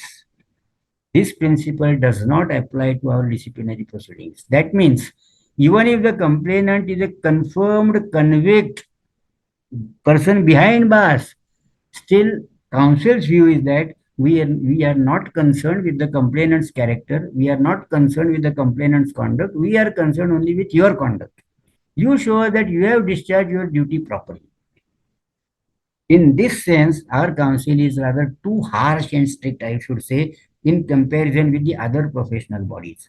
Because they say that we are not concerned with what, quite often what happens is, when a complaint is received, our first reaction of our chartered accountant is that, sir, last 30 years में मेरा unblemished career है. So then the council says, or the disciplinary committee, you should consider yourself as lucky that no complaint was filed in that. Because remember, jo pakda gaya wo chor. When you are caught, then only, otherwise every day I can say with full sense of responsibility that there is hardly any chartered accountant who is not committing a misconduct every day. I am saying every day. Forget about every year. We are, because our work cannot be performed without committing errors. And nowadays, they are not able to distinguish between an error and a misconduct. Even human inadvertent errors are considered as misconduct. This is the state of affairs today. So we have to be extremely cautious. Friends, you will find that अरे हमारी नींद हराम हो गई because I have lost my sleep for last 25 years once I started doing this. So it is my sadistic pleasure that I want you to lose your sleep at least for 2 days. So that is why I am sharing all these cases with you. So council, of course, the principles as I said, this is the first principle that complainant's character, complainant's behavior is of no consequence to you. Even if it is in public domain, it is known that he is a notorious person. Still, in council says you show that you have done the job properly. Ordinary. Now, next principle that the locus standi as well as complainant's character I mentioned. Remember that ordinarily the council has jurisdiction only on individual member and not against the firm. But now their amendment is being made. They are saying that if any one partner is held guilty in a firm, and if within next 5 years, if another person is also a partner is also held guilty, then council has power directly to punish the firm without any proceedings. That means two partners are being found guilty within the span of 5 years. So this is another very dangerous thing that is coming up. Now, disciplinary directorate, as I told you that withdrawal of complaint. Withdrawal of complaint earlier was not permitted at all before 2006 amendment. In between, they have introduced the withdrawal of complaint subject to the satisfaction of the president or of the disciplinary committee. Now they are reintroducing rather they are withdrawing the facility of withdrawal. That means now you cannot withdraw the complaint. So that is, you cannot withdraw the complaint as a matter of right. It has to be to the satisfaction of the president or the disciplinary committee. They will allow you to withdraw the complaint at any point of time. Then about the jurisdiction I told you. Now next slide, please.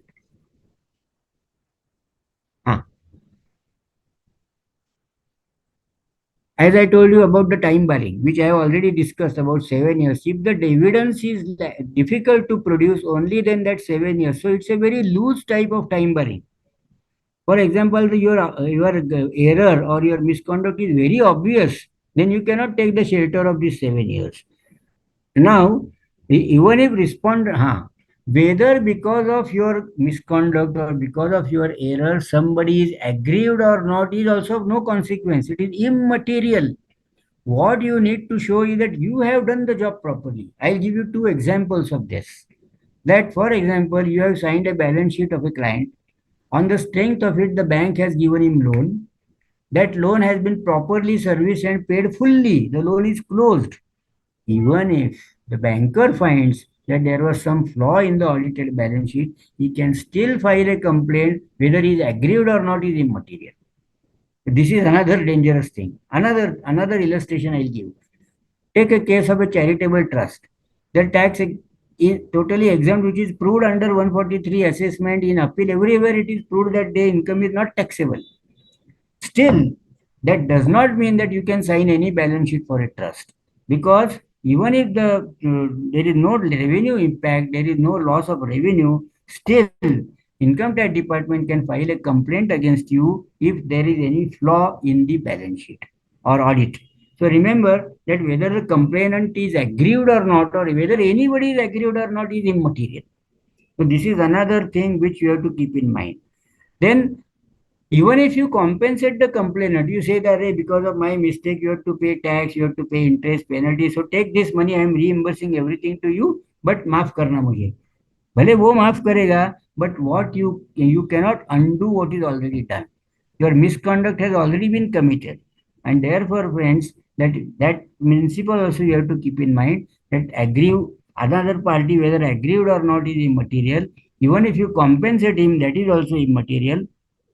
And about the time limit, unfortunately, there is no time limit as to the completion of the proceedings. Next slide, please. Next slide. Broad procedure, as I told you, that, and I'm just recapitulating it, that firstly, complaint or information. After that, if it is information, then they write that whether you want to file a complaint. If it is against complaint is against a firm, then they identify the individual person who is responsible. So that is the first step. I'm just recapitulating. After the complaint, there is a written statement. Now, written statement also, they give you 21 days. Chartered accountants are not proactive. They wake up only at the last stage at 11th hour. So they start running around only on the 19th day. And then, fortunately for them, unfortunate image of chartered accountant is that they cannot do anything without seeking extension of time. So, and that is experience in our income tax returns and everywhere. Please be proactive. So once you, fortunately, the director can allow maximum 30 days of additional time to you. So this is also a procedural part. So then you can make your return statement. In the return statement, please do not counter attack the complainant. Your return statement is that whether objective manner, whether you have done the job properly, that you have to first explain. It doesn't mean that you should not attack the complainant, but at the end you may mention that remember the character and the reputation, how notorious the complainant is, that you can bring out. But that is an incidental thing. Institute or the council is not concerned with the character of the complainant. They are concerned with your work, whether you have done it properly or not. So remember that these are not two adversaries. Complainant and whether complainant ko grievance hai ki nahi, that is immaterial. What is important is council is keen to uphold and maintain the reputation of the profession. So remember that that should be done. Your work should be done. It should be perfect in all respects, regardless of the fact that whether it affects the others or not. So then the written statement, then the rejoinder, then the prima facie opinion ke baad, then the hearing takes place. After the hearing takes place, what they release what is called as findings or the report of the disciplinary committee. If you are found guilty in that, then either board of discipline or disciplinary committee, then they give you, now you can be represented by a counsel in all these proceedings. But once you are held finally guilty, then there is a separate proceeding for awarding the punishment. And in that proceeding, nobody can accompany you. It is you, the respondent alone has to face it. And then usko हाथ पांव जोड़ के you have to say that अरे भाई छोड़ दो, have mercy on me वगैरह ये सब होता है. That is as far as punishment is concerned. Now what are the punishments? Next slide. Broad procedure is continued. Now I have completed that. Further, that chartered accountant, lawyer, and any other member of company secretary or ICWA can represent. Next, before the board of discipline, that procedure is the normal procedure. This is not a very very legalistic thing as far as the hearing is concerned. See, basically their intention, lawyers earlier were not preferred because they were going into very legalistic arguments. ये 14 days में होना चाहिए था, ये this signing authority, ये director चाहिए लेकिन deputy director ने साइन किया है. इंस्टीट्यूट से अरे ये सब छोड़ दो, come to the merits, whether our member had done the job properly. That is all our concern. ये 14 days, we 14 days we will give you 140 days. So they are very liberal as far as time is concerned, and rightly so. Our council is more concerned with the real merits rather than the procedural things. And earlier lawyers were not preferred, and that is why I was dragged into this task. That people said that they are not properly, our people are not being properly represented because they don't go to the technicalities. They say you come to the merits. Whether you have done the job properly, whether you get 30 days or 300 days also they will give, but you show the merits. So this is the concern of the council, because council is more worried about the reputation of the profession. Then Board of Discipline, Disciplinary Committee, as I told you. Next, go to the next one. Punishments. This is important. Now, punishments for the first schedule, the punishments prescribed are of three types. First is a reprimand. That means just a warning that don't do such thing. If it is a very technical lapse, then there is a reprimand. Second is suspension for a term not exceeding 3 months, which is now sought to be increased to 6 months. So that is the present means suspension of membership.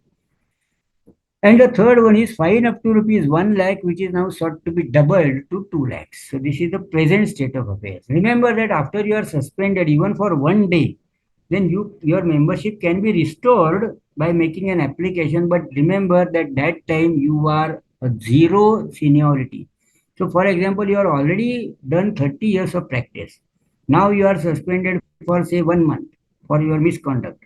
Then once your membership is restored, then you are just a fresh member, so that you don't have the seniority in respect of your empanelment, eligibility of audit, your training, eligibility to train the articles. Everywhere you are a zero.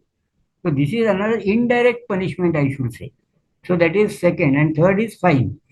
Once you are held guilty, now as you are aware that under the Companies Act, now every year for the appointment also we have to give a declaration whether there are any disciplinary proceedings or any proceedings against any of our partners in progress. So there, if you are held prima facie guilty, that is the point of time when they say that your proceedings are on. Till that time, you are as innocent as anybody else, any other member. But once you are held prima facie guilty, then you have to say that the proceedings are in progress. So this is another important point when you write to the empanelment authorities, that you have to keep this in mind. Then against the firm, as I told you, that the firm, the double punishment as I mentioned. Now this is the first schedule. Second schedule, again, punishments are similar, three types. Next slide. Second schedule, again, reprimand, then suspension for any length of time. That means it can be permanently also. Unfortunately, our chartered accountant friend was involved in that bomb blast case. Now, if it is such a serious thing, then he is suspended forever. But this suspension, previously, all these disciplinary means punishment was to be finally endorsed by the High Court. Now that jurisdiction is done away with. So it is the disciplinary committee only is finally empowered to allow or award the punishment. Then suspension for any period of time and fine up to rupees 5 lakhs, which is now to be raised to 10 lakhs. So this is the punishment for the second schedule offenses. Next. Finally, I'll tell you the difference between purely legalistic thing and the ethics. Indirect punishment. Indirect punishments, friends, are more severe. Why? Because then you are disqualified from taking up any audits when you are prima facie held guilty. That means, imagine the loss of revenue. Suppose you might be having fees of, say, some government audit or a bank audit, maybe running into lakhs. But if at all you are held prima facie guilty, you cannot do those audits. Your firm is also not eligible to take up those audits. That means this is a great financial loss. This is indirect punishment. Secondly, eligibility to train articles is also lost. That means your seniority is not there, therefore you cannot have. And articles, as you know, they are very, I should say, they are qualified assistants for us. You can stay with us for 3 years and they can also perform better because they are learning. And the last is, it's a stigma. People find it very difficult to digest that they are facing the disciplinary proceedings. So this is another thing. Now next, indirect punishments are over. Who can be a complainant? Anybody and everybody can be a complainant. Users of your services, the client, the financial institutions, bankers, lenders, investors, regulatory authorities, anybody can complain. Then staff members. I have come across complaints in any type of relationship. Brother against brother has complained. Father against son has complained. Son has complained against the father. Sisters. Why? Even between the spouses also, one spouse has complained against the another spouse. That means anybody can complain. And there are, like I mentioned to you, professional blackmailers also. So staff members, articles, I'll very interesting case I'll tell you. Then I'll just also touch up recent NAFRA matters, especially in DHFL case. I've got a very short time. What was that I said? Acha, NAFRA cases I'm dealing with it. NAFRA in DHFL case, because these are all in public domain, all the orders are in public domain. So there were two situations. Remember how the law changes and you have to keep track of that. In NAFRA, what had happened was the DHFL, when it burst, that bubble burst in the year 1718, there was a huge fraud. And that huge fraud, what the practice was that the company was appointing the statutory auditors in the annual general meeting, and then in turn they were also appointing the branch auditors. Directors were appointing the branch audit. This was the practice for last 15 years. And the branches, there were some 200 and odd branches, and branch audit was being done by small firms like average chartered accountancy firms.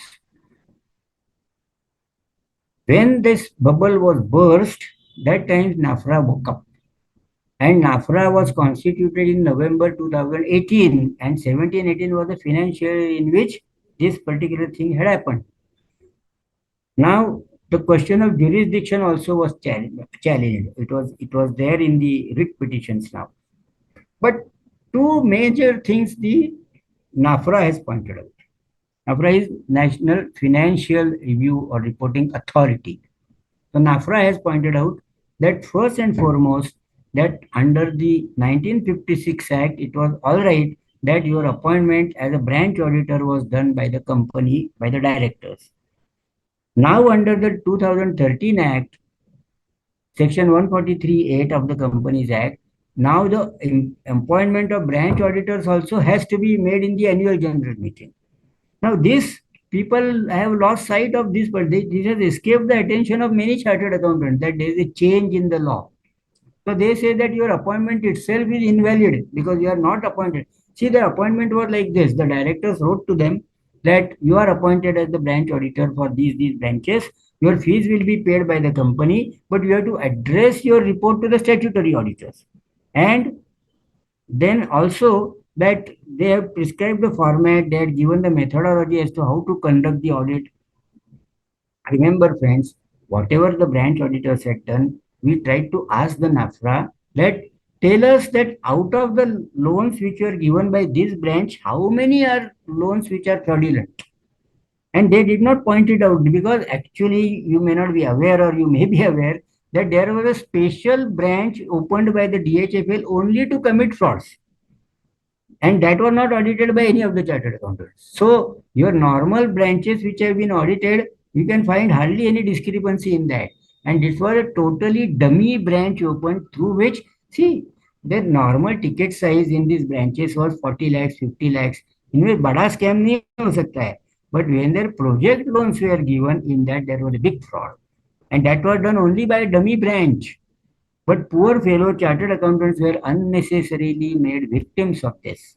And then that is one part, that your appointment is itself invalid. Then we argued, that is a very good thing that our appointment is invalid, then you have no jurisdiction on us because you have jurisdiction only on statutory auditors.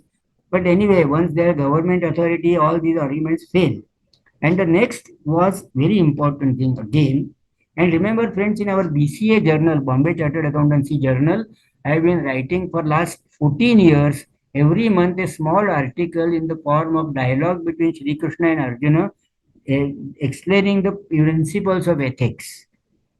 I think I have to maintain the time discipline, that is also a part of ethics. So here, and please try to read those because every month I discuss some interesting cases and the new principles that have come up. Now, whenever you receive any audit appointment letter, Standard on Auditing SA 210 says that you have to give an engagement letter. Now, actually, our institute also has devised a course for working paper management. Unfortunately, chartered accountants do not spend much time and effort to train their staff and articles. Remember, working papers is such an important thing that who is going to make the working papers? You alone? Of a large company, you must train your staff properly. For that, you must upgrade yourselves and see that our staff is proper. For example, that case of verifying the registration of the vehicle in the name of the company. Unless we ourselves don't know the gravity of it, then how will we train the people under us? So remember that working paper is the soul of our profession. Working paper is the basic crux of the profession, where whatever you do, work should not only be done, or if working papers are not there, that means you have not done the work at all. In a reverse way, you can say that. So, at this, let's forget who are, anybody can complain, and I'll share with you a very interesting case who can be a complainant. Remember, any financial relationship in today's Kali Yuga is bound to result in some dispute or the other. Dispute is inevitable. Please keep that in mind. And whenever there are disputes, the first scapegoat is a chartered accountant. They always say that normally from a group, we have only one person interacting with us because he knows something about paperwork, finances, everything. Others are either not concerned, others are not interested. But when the dispute arises, they say, "अरे हमारा ये जो director ना, he was only interacting with the chartered accountant. दोनों ने hand in glove मिलके क्या गफला किया हुई हमें मालूम नहीं." We were never shown the balance sheet. They disown everything. They say that अरे मीटिंग कभी हुआ ही नहीं. Private limited company में it's all paper meetings. We were never called. Where is our attendance sheet? We have never shown the balance sheet. So they disclaim everything and they disown everything. Please make it a practice at every year's balance sheet you obtain signatures of all directors, all trustees, all managing committee members, so that at least they cannot say they are precluded from saying that हमको ये कभी बताया ही नहीं.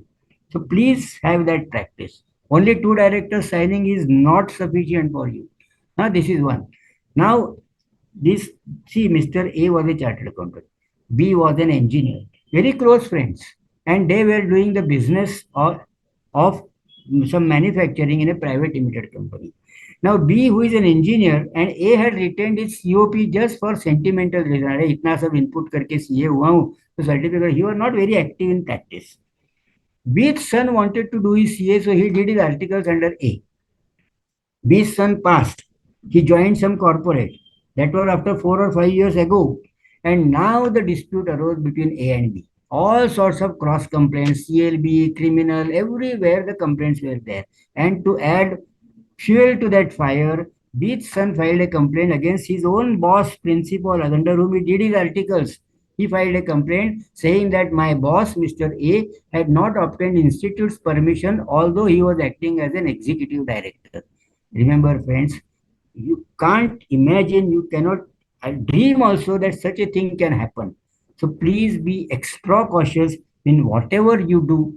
There are many other cases, case studies, but remember, engagement letter is important, and fortunately, Institute has also released good guideline as to what is the purpose of engagement letter. That means how you are, what is the methodology that by which you are going to do the audit. When I wrote this article in the BCA journal that engagement letter is mandatory, I received many phone calls saying that are good that you pointed out, because we have never issued an engagement letter.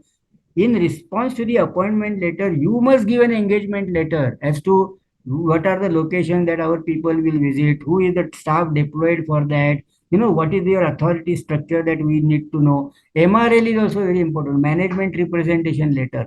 See, each and every small topic I need at least 30 minutes to elaborate. Anyway, for this limited, I'm just giving you the glimpses of the disciplinary mechanism. And the last thing I would like to conclude with a very interesting case which brings out the exact distinction between what is legalistic and what is ethical. What is the thin line of demarcation between totally legal thing but at the same time unethical? There was, very briefly I'll tell you, there was a chartered accountant belonging to a large joint family who were all connected with the film industry. But this chartered accountant was practicing. His cousin, who lost his father rather prematurely, was that cousin, means one of the uncle's son, because they were staying together. It's a joint family. That boy was brought up in a very pampered manner. He was pampered. Therefore, he was spoiled. He had no good character. Now, once he approaches this CA, who is his cousin, and says that, "Arey, I want to produce a film. My budget is 5 crores.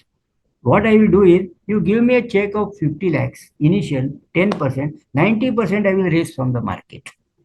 And I will give you your check back in good faith with a laudable objective to help the cousin. Although he knew that that cousin is not a good person, but he gave. ठीक है, अब करना है काम करो ना कुछ.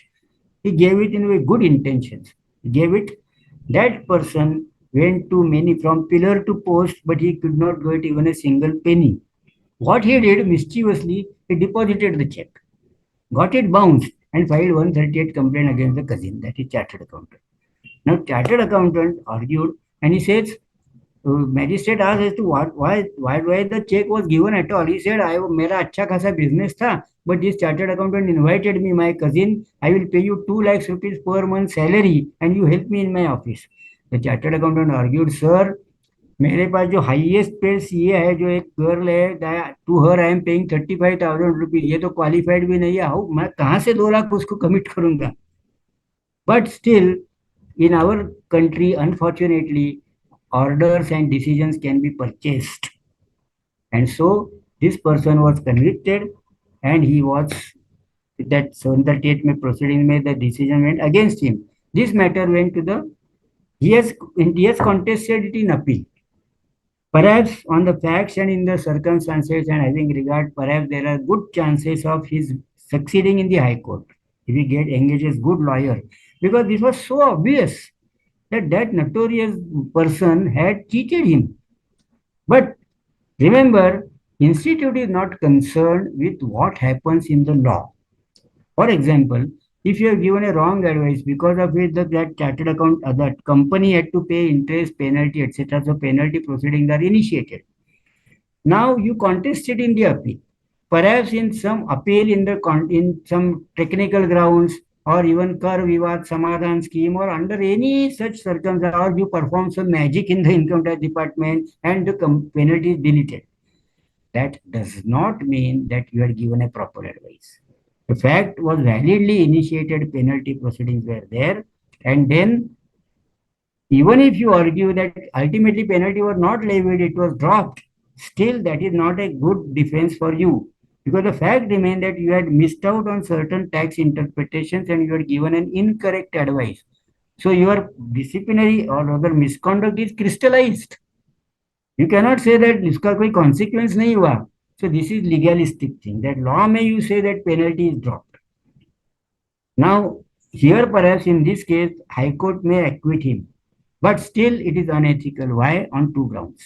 One is that when you release the check, issued the check, there was no balance in your account. It is first unethical part. Secondly, when you issued the check, you knew very well that it was not going to be presented, but then it would have misled some other people. कि ये इसका chartered accountant cousin है, उसने 50 लाख का check दिया तो मैं 5 लाख दूंगा, तो क्या बिगड़ता है? Remember that this, your check would have misled some. This is unethical. So I think, friends, I have tried to discuss within the limited time whatever I wanted to share with you. It's once again I'm telling you, I'm rather urging you very earnestly, be very cautious. Don't take the code, and we have positive frame of mind, friends. You should have positive that this code of ethics is not a burden on us. It is a shield to protect us. If you can show that even in the medical field there are some protocols for the treatment, for the pathology, or everywhere. If you follow the rules like standards on auditing, accounting standards, those protocols, if you follow, then it will protect you. Don't have a negative feeling about this. Although it is burdensome, I agree the regulations are too burdensome, and which is a growing feeling. There is a nervousness in the profession. Everything granted, but at the same time, you cannot afford to take these things lightly. So long as you are practicing, you have to be very cautious. I thank the Ethical Standards Board, especially Mr. Ashish Bhatnagar, who is my friend and who has been extremely cooperative, because I keep on troubling him with many queries also. And also the Honorable Chairman and Vice Chairman of Ethical Standards Board, Anuj Goyal. And I conclude with thanks and Jai Hind. Thank you so much, sir, for such a meaningful session. Thank you so much. Now, on behalf of Ethical Standards Board and Management Committee of Agra Branch, I, C.A. Sakshi Jain, would like to propose a formal vote of thanks. First of all, I would like to thank our speaker for the day, C.A. Chandrasekhar Ved, sir, for taking time off your busy schedule and upgrading our knowledge, upgrading our all of us with your knowledge, sir. Thank you so much for being with us. Thank you, Sakshi. Next, I would like to thank the Chairman and Vice Chairman of Ethical Standards Board and the Management Committee of Agra Branch for coming up with this meaningful topic for this webinar. Next, I would like to thank the technical and support team sitting behind for the smooth conduction of the program. And last but not the least, I would like to thank all of the viewers that are participating today in this webinar and making this webinar a successful one. Thank you so much. Thank you. Over to you, ma'am. Thank you so much, ma'am. Thank you so much for participating. Now we are logging off for this webinar. Thank you.